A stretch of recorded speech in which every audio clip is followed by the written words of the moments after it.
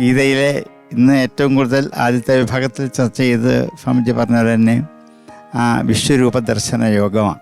വിശ്വരൂപം ഭഗവാൻ കൃഷ്ണനെ കാണിക്കുന്നത് ഏതാണ്ട് 10ഓളം അധ്യായം കഴിഞ്ഞിട്ടാണ്, അതിനുമ്പൊന്നുമില്ല. അതുവരെയും അർജുനൻ കൃഷ്ണൻ്റെ കൂടെ നിൽക്കുമ്പോൾ അർജുനൻ കൃഷ്ണനെ കാണുന്നത് സഖേ, സുഹൃത്തെ, കൃഷ്ണ, ഇത്രയൊക്കെ ഉള്ളൂ. ഇങ്ങനെയുള്ള എൻ്റെ കൂടെ നിൽക്കുന്ന ഒരു കൂട്ടുകാരൻ എന്ന് മാത്രമേ കാണാൻ പറ്റുള്ളൂ. അങ്ങനെ ഒരാൾ പറയുന്ന ഉപദേശങ്ങളും തത്വങ്ങളും ഒക്കെ ഒരുപക്ഷെ നമ്മൾ അങ്ങനെയൊക്കെ കൊള്ളൂ. സുഹൃത്ത് സംമിതം എന്ന് അതിന് സാഹിത്യശാസ്ത്രങ്ങളൊക്കെ പറയും. അതിന് തുല്യമായ ഉപദേശം തന്നെയാണ്. ഒരൈശ്വര്യമായ ഉപദേശത്തിൻ്റെ ശക്തിയും ബലവും കിട്ടാൻ ഞാൻ നിന്നെ പ്രാപ്തനാക്കാം, ഞാൻ നിനക്ക് ദിവ്യമായൊരു കണ്ണു തരാം, ഇതിട്ട് നോക്കിയതേ കാണാൻ പറ്റൂ. ഭക്തി കൊണ്ട് മാത്രം പറ്റില്ല. ദിവ്യം ദദാമി തേ ചക്ഷുഹു. ചക്ഷുഫ് എന്ന് പറഞ്ഞാൽ ചക്ഷുർനാമ കനീനിക അന്തരഗതം തേജ എന്നാണ്. കനീനിക എന്ന് വെച്ചാൽ കൃഷ്ണമണി. കൃഷ്ണമണിയുടെ അകത്തുള്ള ഒരു തേജസ് ഉണ്ട്, ഒരു പ്രകാശം. അതിൻ്റെ പേരാണ് ചക്ഷുഫ്. ബാക്കിയൊക്കെ കണ്ണ്, നേത്രം, നേത്രപടലം ഒക്കെയാണ്. ഈ ചക്ഷുഫ് ഭഗവാൻ ഇട്ടുകൊടുക്കുകയാണ് ചെയ്തത് കണ്ണിലേക്ക്.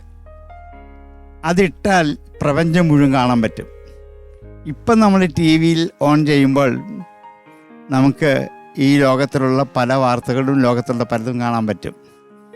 അന്ന് ഭഗവാൻ ചെയ്തത് ഒരു ചെറിയ മൈക്രോ ചിപ്പ് ഈ കണ്ണിലേക്ക് ഇട്ട് കൊടുക്കുക ചെയ്തത്. ഒരു ചെറിയ കടുകുമണി അത്രയും പോലും ഇല്ല.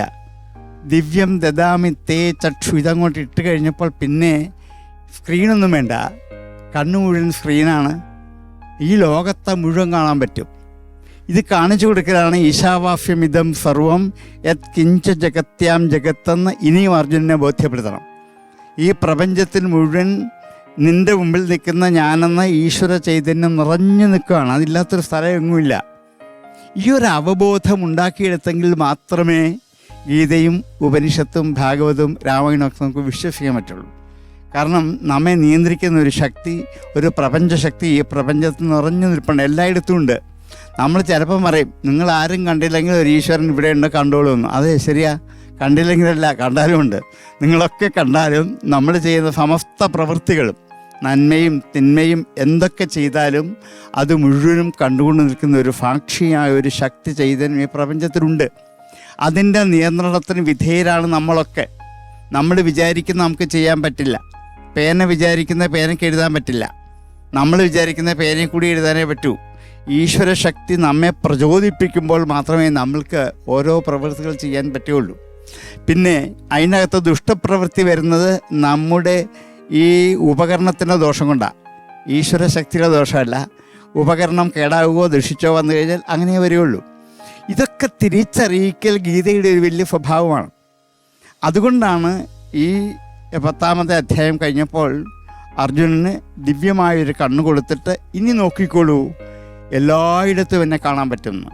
സകല സ്ഥലത്തും ഭഗവത് സ്വരൂപത്തെ നേരിട്ട് കണ്ട് ഈ ശക്തിയാണ് നിയന്ത്രിക്കുന്നത് മനസ്സിലാക്കിയിട്ട് ഇത് കാണാനാവാതെ ഇത് മറയ്ക്കൂ, എനിക്കിനി കാണാൻ പറ്റില്ല എന്ന് മുമ്പിൽ നിന്ന് കരയുന്ന അർജുനൻ്റെ മുമ്പിൽ നിമിഷങ്ങൾക്കകം മുമ്പിൽ നിൽക്കുന്ന പഴയ കൃഷ്ണ സ്വരൂപം കാണിച്ചു കൊടുക്കുകയാണ്. നാടകീയമായ ഒരു മനോഹരമായ ഒരധ്യായമാണ് വാസ്തവത്തിൽ ഈ 11ാമത്തെ അധ്യായം. അതിൽ കൂടിയാണ് ഇത് മുഴുവൻ കാണിച്ചിരുന്നത്. അത് നിങ്ങൾ ഭംഗിയായിട്ട് മനസ്സിലാക്കിയെന്ന് മാത്രമല്ല, പഠിച്ചു. ഇങ്ങനെ വേണം ഗീത പഠിക്കാൻ.